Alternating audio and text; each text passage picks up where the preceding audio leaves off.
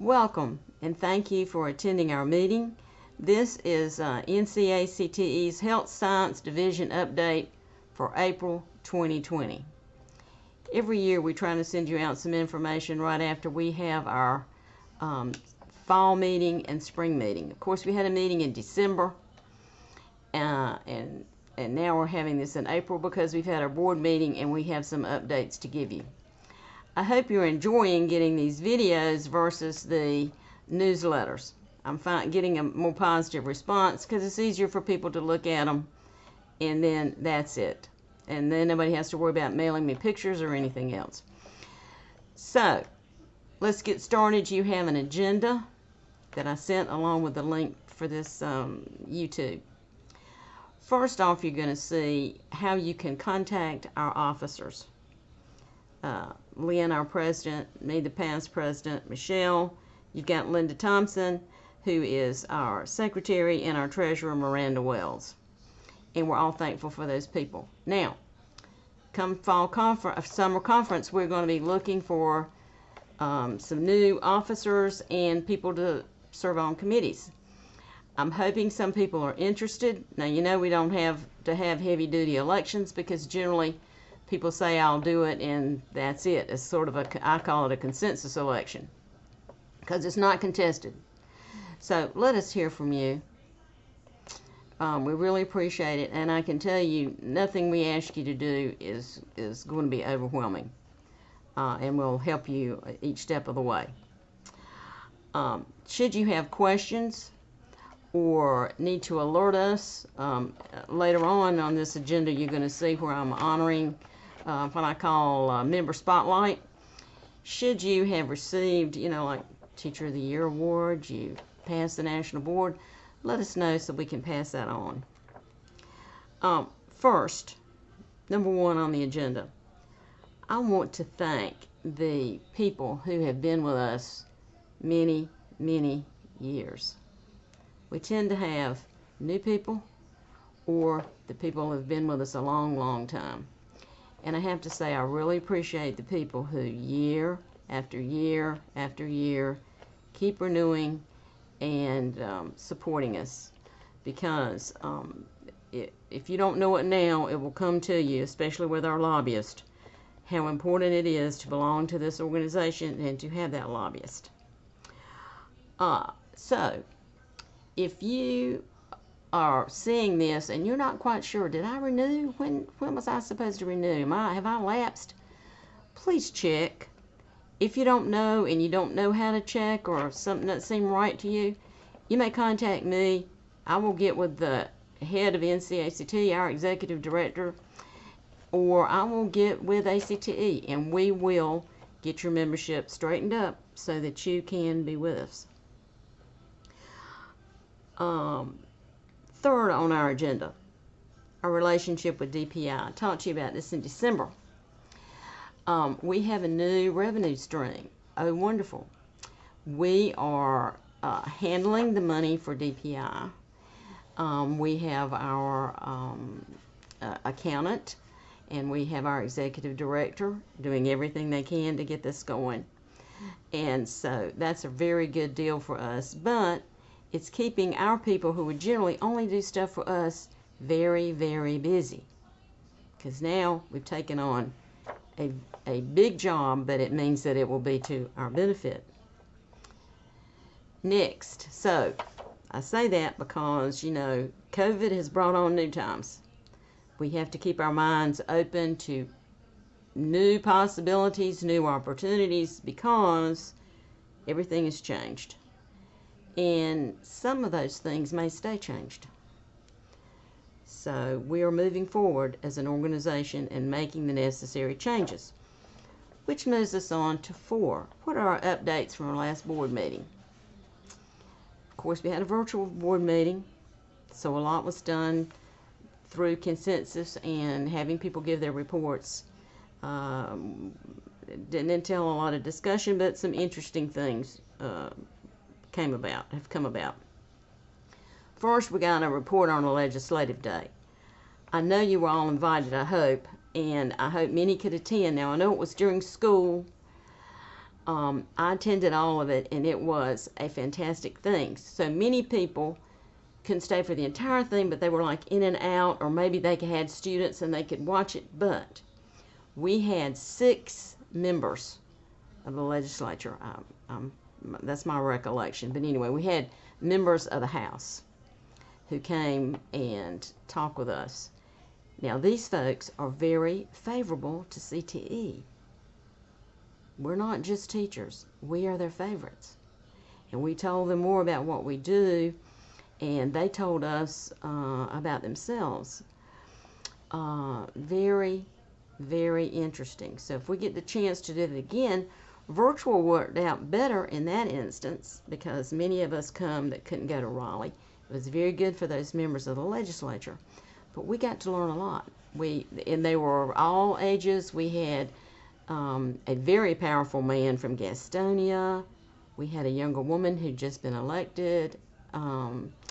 We had a young man. These are from the Greensboro area, I believe, and he was young and just been elected. But they were very interesting people. So that goes to show you what our lobbyist is doing for us and what our people on our legislative committees are doing. So Legislative Day, great. I would like for them to see some of our students, but we did the best we could, and it turned out really to our benefit. Next, Leadership Fellows. I talked with you about that last time. I said, you know, when Ruth retired, I sort of took that on in her place, and we only had 2, and we did all we could do. And they were very happy because they got a lot of attention, just 2 of them. But in the new times, after COVID, we are rethinking this program. Not that we're going to not have it. We're just going to have it on hold for the next year and see how we can revamp this to meet the needs we have in the future, plus, you know, confront the barriers we're going to have. So that's probably a good thing because everybody is overwhelmed and needs to rest. So just know that. So if you don't hear about it and you thought, well, I was going to do that, it's taking a pause, which is also good back to what I told you about. We may, you know, need for our executive director to spend more time getting our affairs with DPI in order and as they should be. Next, membership. For every group, absent maybe administration, this has been a very, very tough time. Teachers in the classroom have been overwhelmed, beyond overwhelmed, just, it's been unbearable. All this from home and what will work, and one day it's this and one day it's that, and this change. So everyone's membership is not what it would be if we could have the recruitment efforts and things like we've had in the past. Could we give out little goodies? Could we do? No, we can't. The new teacher program, of course, had to go through changes. They're revamping that also. So the board quite wisely has given all the groups what we're calling another year of grace. What does that mean? That sounds nice. Oh, we all need it. It's great. But what does that really mean? According to our bylaws, for us to be a viable chapter, we need about 40 members. Now, there was a day long ago when I started that we probably had 140 members. But it's a new day. So, 40 members. Not in person, not where we can do those things, but we're given time. Now, I'm hoping there are some young people that are hearing my voice that have some ideas that only you would have, because your mind to these creative potentials and social media potentials and all this has always been opened. because you've had it forever. If you can open our minds, to me, who is not, but when I get started with something, I love it. But if you can give us some ideas, what might be good, we'll certainly implement them. You can please share it with Michelle Hines. She's going to be our new president. Share it with anybody. Let us know. But we have learned through all times, whether it was when we had a ton of members or otherwise, that what it takes is one real person, it's like voting, to ask you to join. So, if you know you're a member, and you know somebody say, gosh, it seems like they should be a member, wonder why not? Personally ask them, and you would be amazed at the response. Now, if they say, why should I do this? Please tell them about our legislative efforts and our lobbyists. Because you may think, oh goodness, isn't that politics? I'm not really into politics. Trust me, if you are a public servant, which we all are, teachers, you are in politics. And it matters. Now, do we do things the right way? Absolutely. Our lobbyist was deemed one of the best. So please ask them, tell them the benefits, and help us out with our membership. Another great thing they've done, which I think they changed the rules because they knew I was going to do it, we can now have substitute voting. So let's pretend we have two voting people at the board meeting, our president and our president-elect. Let's say for some reason I'm the president-elect. I've been in that position. Let's say when I was the president-elect, my mother died, which I think that's the case. That means that if they have a board meeting and our group needs my vote, which we really don't have that critical of votes, but should they need the vote, that somebody, let's pretend it's Lynn or Michelle or Miranda Wells, or somebody can go and vote in my place. Simple enough. I've done it, So, a fantastic thing. So that was some bylaw changes, if you didn't catch that. So the fact that the year of grace, it's kind of, I don't know if they're amending the bylaws, but anyway, for this purpose, that bylaw won't apply. And then substitute voting has been changed. Now, membership looking forward. Coming up, we're going to have another virtual summer conference, but maybe after that, we will be in person. And so, the efforts for membership, as soon as we can go in person, will be all out. That means folks like me, I'm retired, I'll be retired. I may not care to attend professional development or something, and maybe Ruth and maybe Linda Will, I don't know, all these people from the past, we can come, man booths, do all kinds of stuff, and really, really get the membership. Hopefully we can do that. So that's our membership moving forward. Summer conference. As you're aware, we're helping a lot with summer conference because we're taking in the money. Registration has begun. Early bird. Okay, great. It's going to be virtual. You are going to be eligible for classes, meetings, whatever for all 5 days. Wow. That's not always been. Last year it was for just like 2 days and a half. Well, this year, oops, big time. Now, Lynn Hardison, our president, as you might guess, was one of the first ones probably to early bird register. She doesn't let, dust grow on anything. So, she noticed, where's the business meeting for the Health Science Division? If you should note that you don't see that, do not be concerned.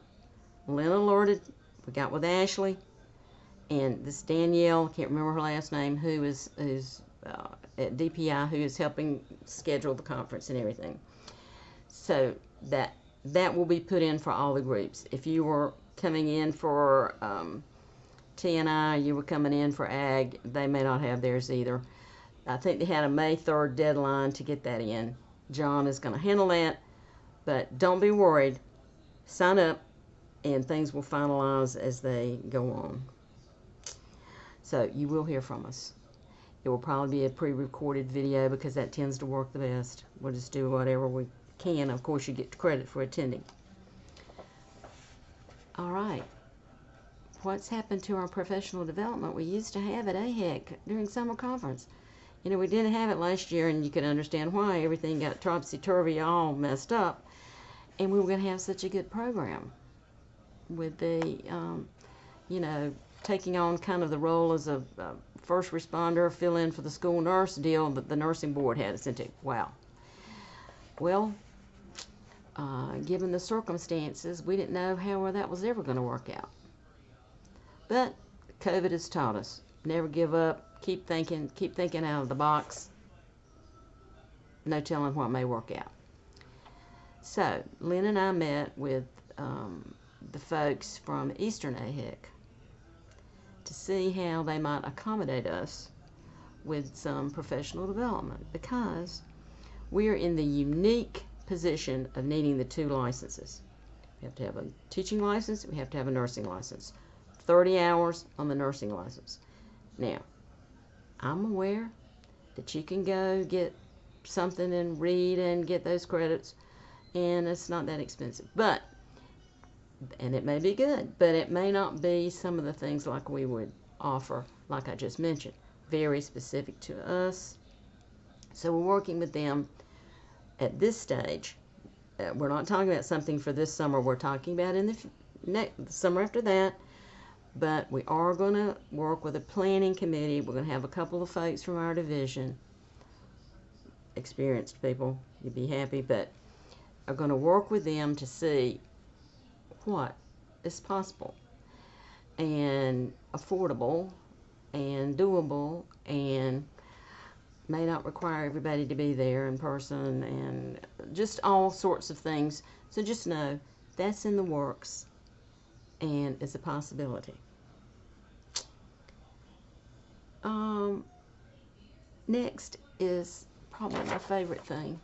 This is the thing I wanted to do, and when I first started sending out the newsletters, this was what I was most proud of: the member spotlight, honoring our members, because we have, you know, we got some people in our group that are really, you know, hot stuff. I mean, it's just true. They're just really outstanding people. Well, you know, nurses. Okay, so who have I chosen to honor at this? Well, they just had State HOSA, and I happened to see across my Facebook, wow, look at these Gold Star advisors. A lot of those people are our members. I knew most all of those, but I said, a lot of those are our members. That should be my member spotlight. So we want to honor our members who were Gold Star advisors at HOSA State. Now, if you don't know what that is, that's a big deal, because it takes a lot of points and a lot of work to get this. This is no, we love everybody, we're just going to give it, you know, we're going to put lights around everybody, and, you know, we don't do that. Sometimes I wish we gave out more stuff, but, you know, this is a hard-won thing for students. Even though the advisor gets an award, it's because she did things with and for students. So this is a great achievement. So out of 10, we had 6 that were our members. So that tells me, oops, I need to go get those other 4. All right, so who are those that we're honoring? Number 1, Nita Cannon. 2, Lisa Johnson.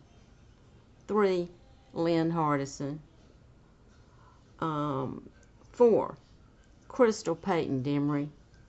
5, Miranda Wells. And 6, Lisa Wilson. let's just pause a minute because I just thought that is so fantastic. I hope that you get a great big plaque and that your principal sees it and then, they announce it and you get this in your evaluation and, this is something. And I hope they continue with somehow honoring all the work that those advisors did, because I remember I got this and I did things all the time as a HOSA person. They used to say, what do you teach? And people thought we taught HOSA. Health science skipped them. They just thought HOSA. So thank you to those people. That was so wonderful. All right, so that's the last thing on our agenda, except to say I've been following quite a few of you on Facebook, and I see you going all kinds of places. I've seen you at the beach. I've seen you at all kind of, taking a vacation. Well, I'm glad you did during the break or whatever you needed it. So I hope you all had a wonderful Easter holiday. I hope you had a wonderful spring break, and I hope that you enjoyed State HOSA, even though it was virtual, you didn't go anywhere. But I hope you all had a wonderful time. Now, as we leave, I hope you're seeing I'm into spring. It's a time of renewal. Please, as we're leaving, please check on your membership. We have so many people who think their membership is good. Don't rely on email updates from ACTE. I know mine is in June. Don't ask me how it got to be in June. It used to be at summer conference. It made it easy.